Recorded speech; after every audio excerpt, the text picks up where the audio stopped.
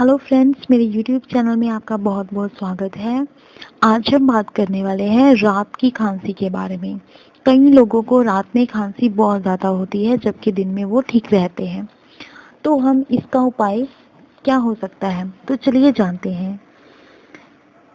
सूखी खांसी में पान के बिना लगे सादे पत्ते में 1 ग्राम अजवाइन रखकर चबा चबा कर रस निकालने से सूखी खांसी का जो हमला थम जाता है।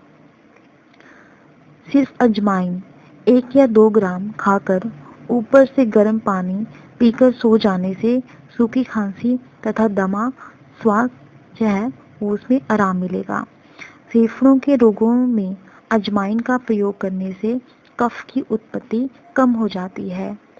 एक बहेड़े के छिलके का टुकड़ा अथवा छिले हुए अदरक का टुकड़ा सोते समय मुख में रखकर चूसते रहने से बलगम सरलता से निकल जाता है तथा खांसी की गुदगुदी शांत होकर नींद आ जाती है।